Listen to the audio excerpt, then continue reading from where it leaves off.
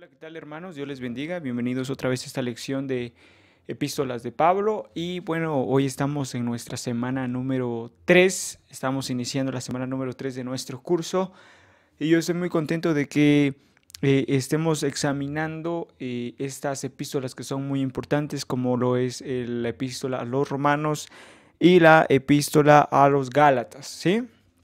Durante estas primeras 2 semanas, pues hemos visto en las lecciones ya anteriores cosas muy importantes como quién fue el escritor de Romanos y Gálatas, obviamente el apóstol Pablo. Sondeamos mucho acerca o a grandes rasgos o sí vimos detenidamente la situación de Roma y de Galacia y cuál fue el contexto también acerca de estos libros que estamos estudiando. La semana anterior también estudiábamos acerca de la culpabilidad del hombre.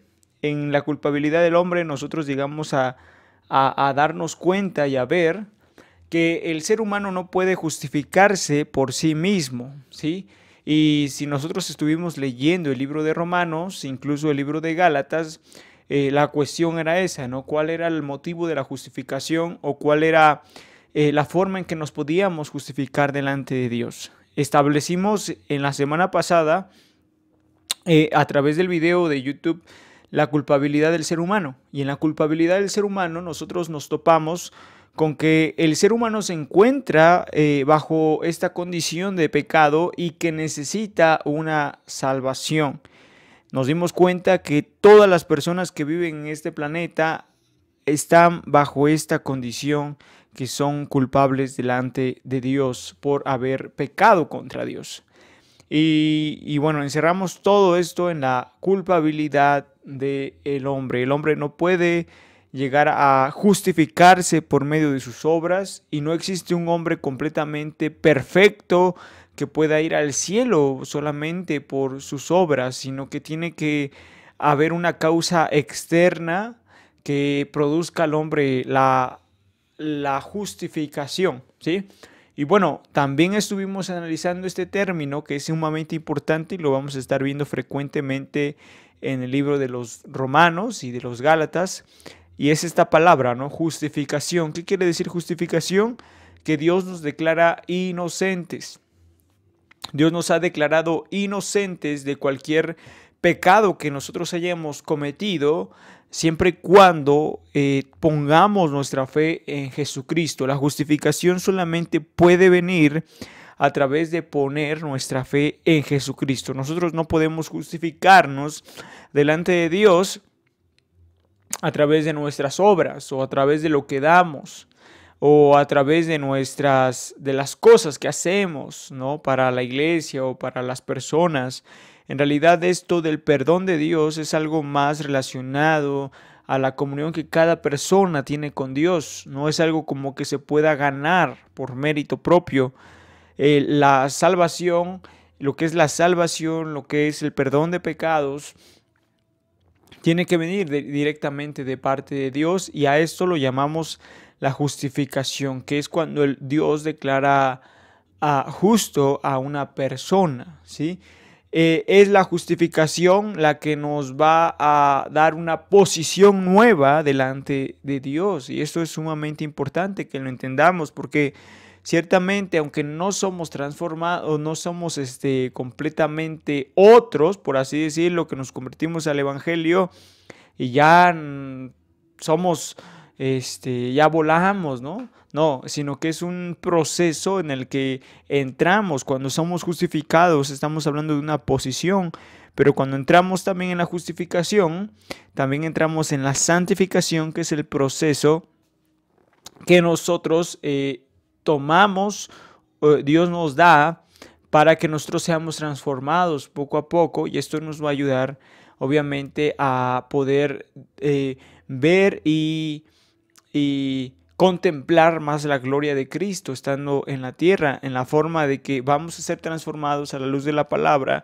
y vamos a poder ser más como nuestro Señor Jesucristo. Entonces, el día de hoy vamos a estar observando algunas de las bendiciones de la justificación, ¿sí? Porque ¿qué es la justificación? Lo mencionábamos anteriormente, ¿no?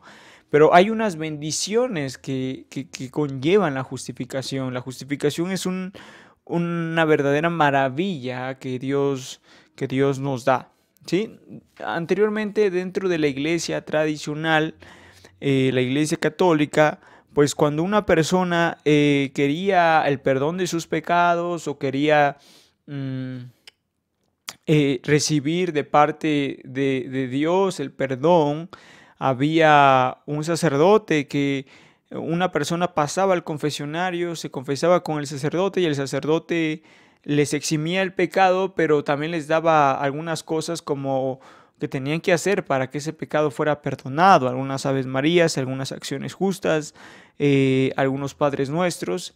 Pero la justificación no tiene nada que ver con eso. La justificación nos la da Cristo y es la única persona que nos puede declarar inocentes delante del Padre. ¿Sí? Y eso también lo vimos anteriormente porque Él llevó nuestra culpa y nuestro pecado en la cruz y gracias a Él podemos ser justos. Y Romanos capítulo 5 nos habla acerca de estas bendiciones de la justificación. Y dice Romanos capítulo 5 versículo 1, justificados pues por la fe, tenemos paz para con Dios por medio de nuestro Señor Jesucristo, por quien también tenemos entrada por la fe a esta gracia en la cual estamos firmes y nos gloriamos en la esperanza de la gloria de Dios. Y no solo esto, sino que también nos gloriamos en las tribulaciones, sabiendo que la tribulación produce paciencia, y la paciencia prueba, y la prueba esperanza, y la esperanza no avergüenza, porque el amor de Dios ha sido derramado en nuestros corazones por el Espíritu Santo que nos fue dado. Muy bien, entonces vamos a revisar estas distintas bendiciones de la justificación, ¿sí? La primera bendición que tenemos a través de la justificación, hermanos, es de que tenemos paz con Dios. Así es, hermanos, paz con Dios. Sí, a pesar de que Dios ama al mundo, y esto puede sonar algo contradictorio, ¿no?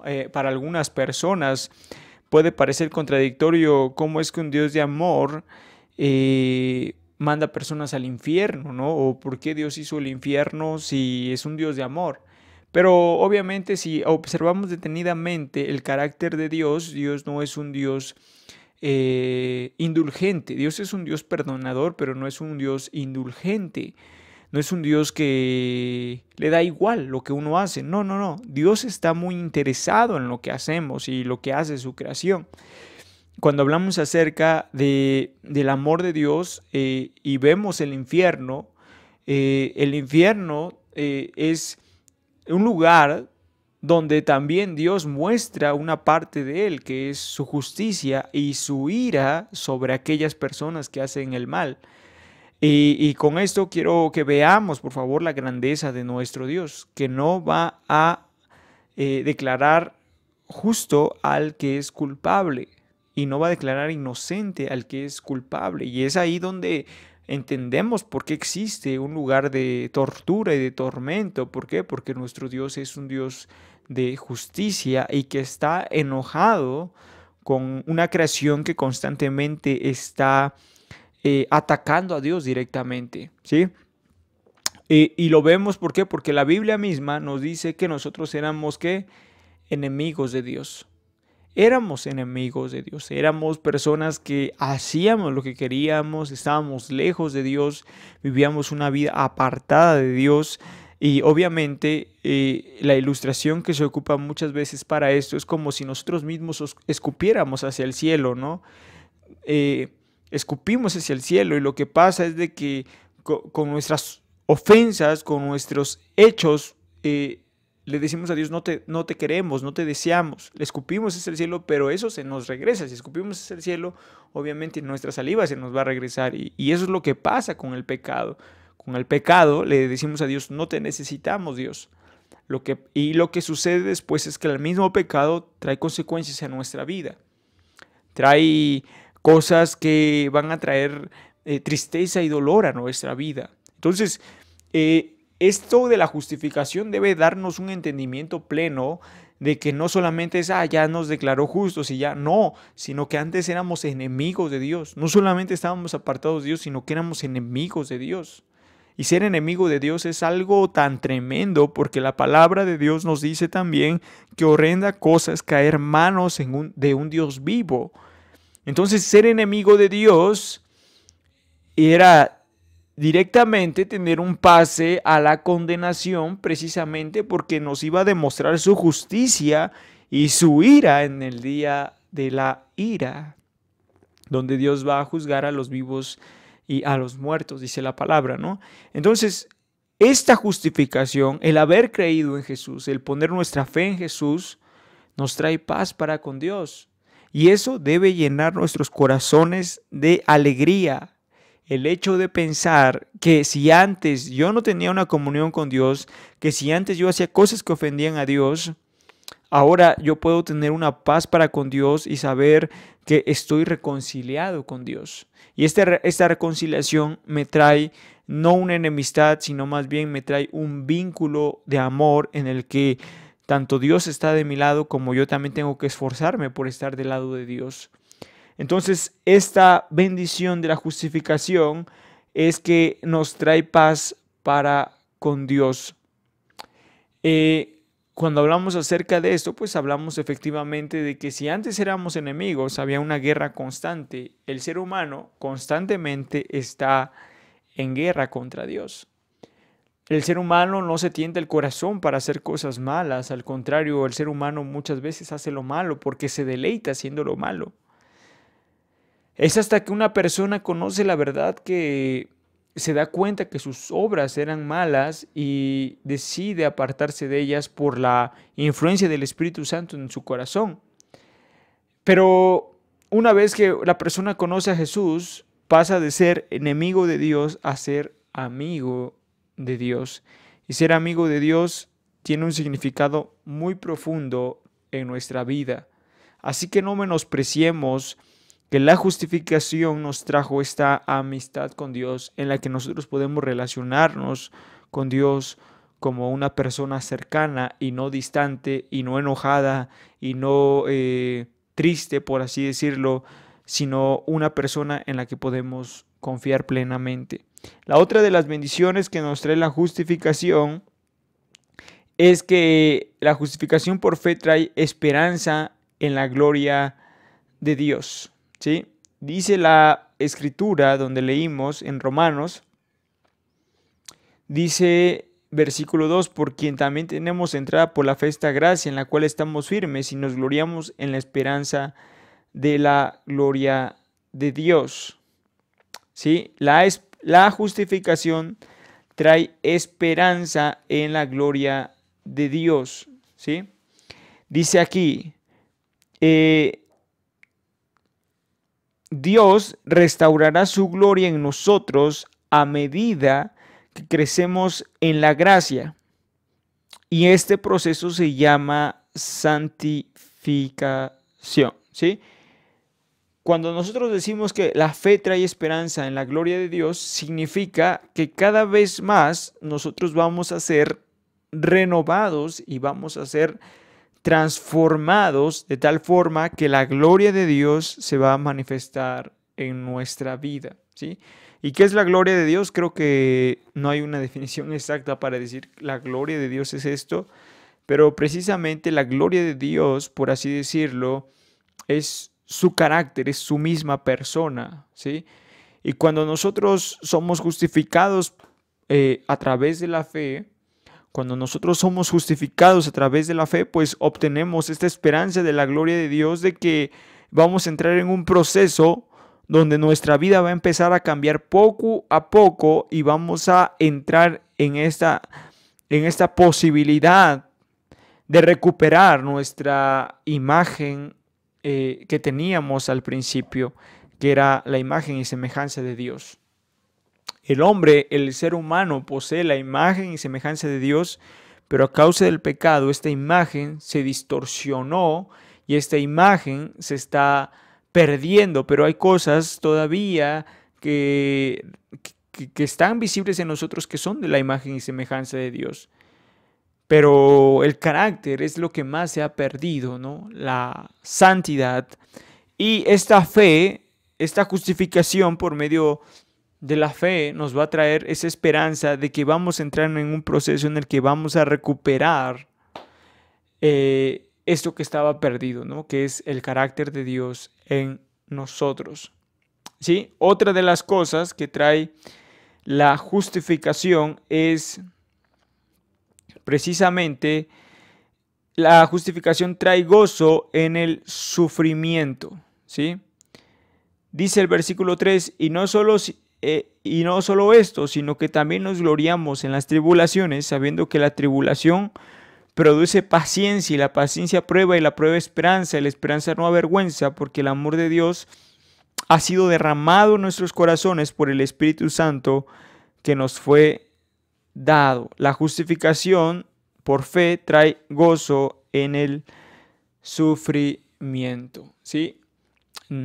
A veces no podemos dimensionarlo de una forma objetiva, pero el haber tenido un encuentro con Dios y ser justificados por Él va a traer gozo y satisfacción en el sufrimiento. Es interesante ver que Pablo es muy realista, ¿sí?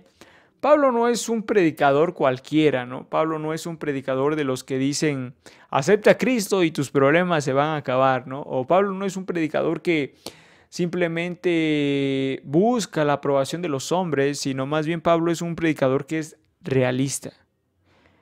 Te dice que vas a atravesar problemas, te dice que vas a tener dificultades. Pablo es una persona así. Pablo no esconde sus dificultades, ¿no? Como los apóstoles de hoy en día que, traen sus megacarros, sus megacasas y nunca demuestran que tienen dificultades en su vida. Y no sé por qué razón, pero Pablo es muy realista. Y Pablo nos enseña que vamos a tener que distintas tribulaciones.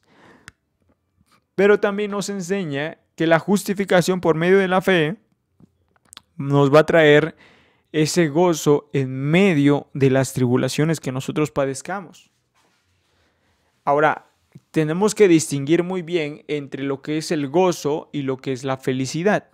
Si no, vamos a hacer un chilaquil de esto y no vamos a entender verdaderamente el significado espiritual, ¿sí? La felicidad es momentánea, ¿sí? Bíblicamente hay una felicidad que es momentánea. El predicador le decía a los jóvenes en Eclesiastés, alégrate en tu juventud, pero sobre todas estas cosas te juzgará Dios. O sea, puedes alegrarte y vas a ponerte feliz en todas las cosas que tú hagas, pero eso no significa que todo lo que vas a hacer es correcto. Y esta felicidad se va a terminar, ¿sí? La felicidad es, por ejemplo, que te ganas la lotería y en ese momento estás muy feliz. Pero pasa una semana y aún con mucho dinero tú podrías estar triste. ¿Por qué? Porque el dinero no lo es todo. Y la felicidad son esos pequeños momentos de destellos de emociones que florecen en nosotros. Pero el gozo es algo distinto. El gozo es algo más espiritual. El gozo es algo que permanece para siempre porque el gozo es algo que viene de Dios. Mientras que la felicidad se produce por momentos terrenales, el gozo se produce por medio de una acción celestial que viene de parte de Dios. Este sentir que no es meramente emocional y el gozo no es meramente que uno esté riéndose, sino el gozo más bien quiere decir esta satisfacción que está en nosotros de que estamos bien con Dios. Estar bien con Dios es lo máximo. Estar bien con Dios es lo que nos va a traer una conciencia tranquila para seguir viviendo. Eso nos trae gozo. Y obviamente no estoy diciendo que seamos cristianos que estemos siempre tristes, pero estoy diciendo que el gozo no tiene nada que ver con lo terrenal, sino más bien es una actividad espiritual que se produce por medio del Espíritu Santo para darnos una seguridad y una convicción de que estamos bien con Dios. Este sentir que muchas veces no se puede describir, que es saber que estás bien con Cristo es gozo, ¿no? Dice la palabra de Dios que los frutos del Espíritu o el fruto del Espíritu es amor, gozo, ¿no? Es amor, gozo, paz, ¿no? Dice amor, gozo, paz, paciencia, benignidad, longanimidad, fe.